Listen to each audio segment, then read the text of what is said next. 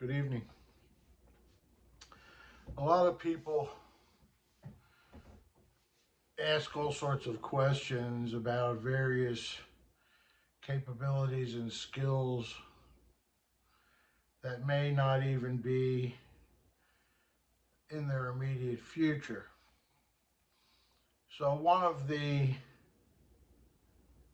ways of observing if a person has some attainment would be, have they sunk their Qi to their Dantian? The second level would be, have they sunk their Qi or permeated their sinews, which are often referred to by some as tendons, but more specifically it's fascia and ligaments, more so than tendons. And then has the Qi penetrated and sunken into the bone is another level. But you can't just pass go and collect $200. You have to go through these things systematically. So one of the things that you'll hear me talk about quite a bit is the concept of bu dui bu ding, or don't insist, don't resist.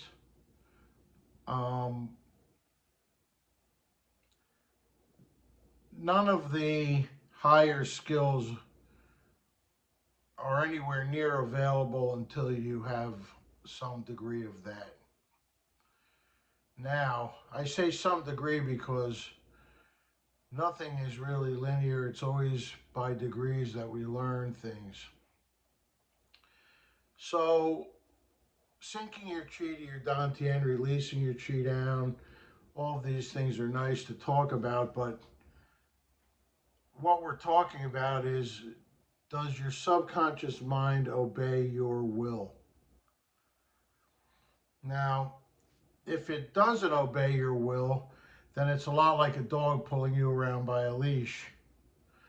And I'll often use the expression heel your dog to someone when you're doing push hands. This is the reasons why push hands training has patterns, so you can observe when you're doing something outside of the pattern, which means that your subconscious mind has taken control of your vessel. So one way that this is very apparent is when a person blurts out a question when you're presenting information to them, or when they just cut you off in the middle of a presentation to take it in a totally different direction. This is being pulled around by your dog, and it is not a form of being receptive. So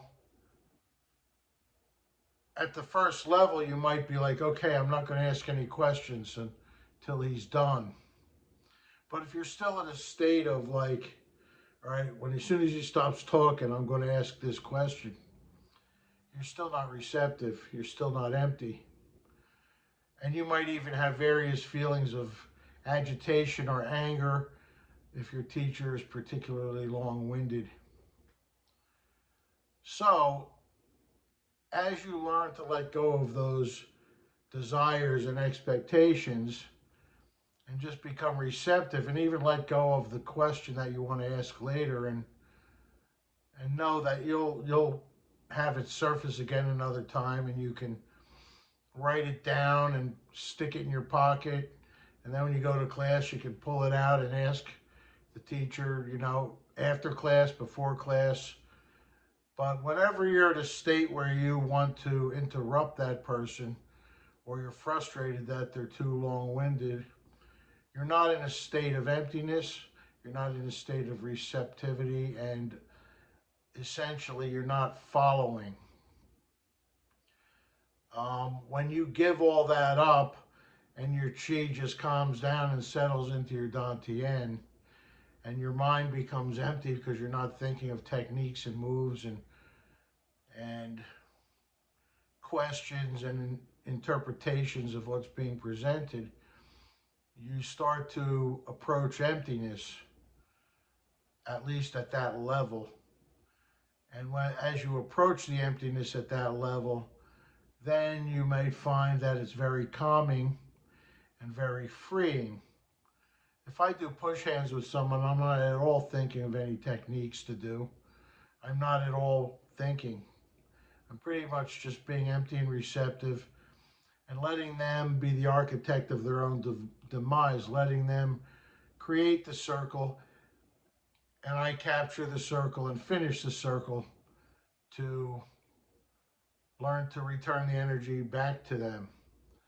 This is crucial, but it starts with being mindful during class.